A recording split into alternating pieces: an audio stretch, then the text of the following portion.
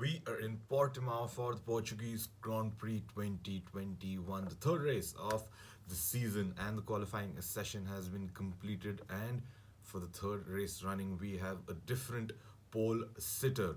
Race number one, it was Max Verstappen. Race number two, it was Lewis Hamilton. And now in race number three, it is Valtteri Bottas, who manages to snatch pole position and prevent his teammate Lewis Hamilton from recording his 100th pole position. He missed out by 7 milliseconds. That is the barest of margins possible if you really think about it. So Valtteri Bottas in P1, Lewis Hamilton in P2, Max Verstappen in P3, Sergio Perez in P4. Now let's quickly recap what has happened in the weekend so far. There were a couple of practice sessions on Friday, one on Saturday morning, and then followed by the qualifying session Saturday evening. Now, coming into this weekend, again, theoretically speaking, Red Bull had the faster machine, but Mercedes have brought upgrades to Portimao. They have upgraded few things in their aerodynamics of their car, and that has improved the drivability further. It almost seems like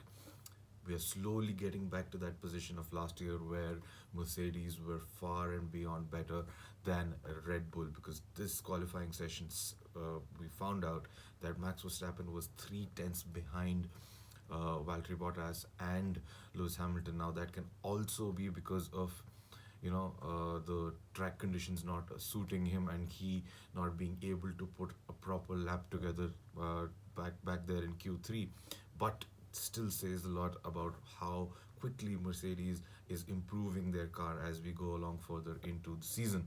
Sergio Perez will be rather satisfied with this, a solid P4. He is again starting to get the hang of his car and is starting to close the gap between him and his teammate and then to the Mercedes cars. Valtteri Bottas this is a very important pole position for him. He hadn't found form so far this season. He had struggled in the opening couple of races. He finished third in Bahrain, but still was quite far back from the top two runners. Uh, the second race was an abysmal race for him. He ended up crashing with George Russell during the race and couldn't complete and couldn't have a points finish. So this was a very critical result for him as he bids to win his first ever World Championship. Now let's look at further down the field in the qualifying session. Carlos Sainz, a very impressive P5, outqualifies his teammate Charles Leclerc, who will start in P8. Carlos Sainz also revving up that Ferrari properly after the qualifying session.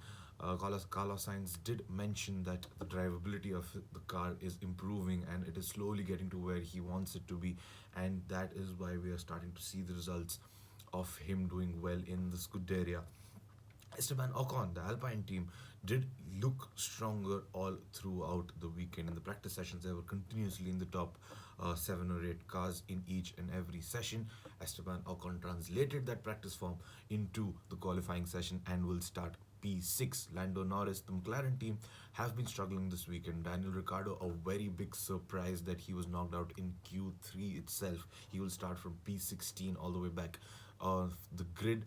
Lando Norris, although managed to get something out of his car, but still not where he would have wanted to be. He will start P7. The first couple of races, remember, he was challenging the top 3-4 positions, but unfortunately not this race. Charlie Leclerc in P8. Pierre Gasly, another solid P9. The more you talk about Pierre Gasly, the lesser it is, because race in, race out, he just keeps delivering for that Alpha Tauri outfit. Sebastian Vettel, good news. He breaks his streak of 15 races of not getting into Q3. He finally got into Q3 and will start the race at P10.